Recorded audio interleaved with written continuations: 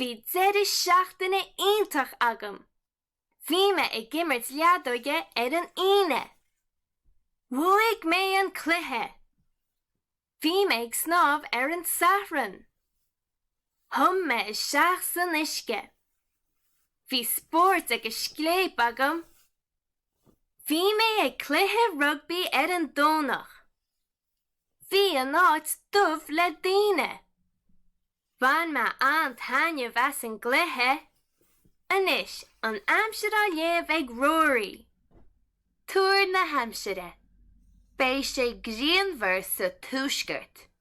Bé an tocht idir 8 géim agus 10 géim Celsius. Bé sé ag chur báistí sa deisceart. Bé an tocht idir 6 géim agus 8 géim Celsius. Bé sé gríomhar san iarthar.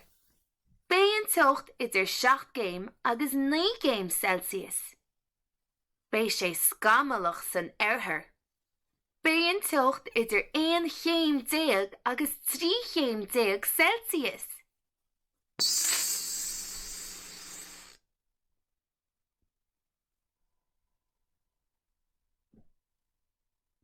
Seo an ciseán don na focail leis an wata gear e. Seo an ciseán don na focail leis an wata fada é. Cuir an focail le sa ciseán ceart. Le. Sin an gota gear e. Cuir an focail léim sa ciseán ceart. Léim. Sin an gota fada é. Cuir an focail tine sa ciseán ceart. Tine. Sin an gota gear e. Cuir an focail isce sa ciseán ceart. Isce. Sin an gota gear e. Cuir an focail ag féchant sa ciseán ceart. Ag féchant.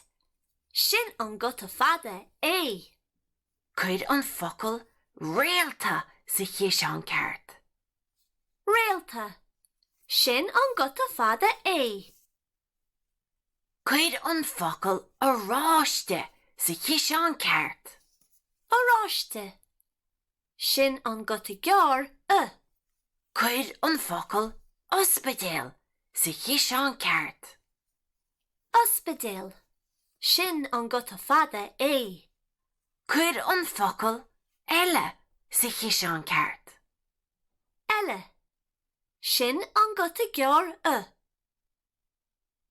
Cuir an focail féir sa ciseán ceart. Féir.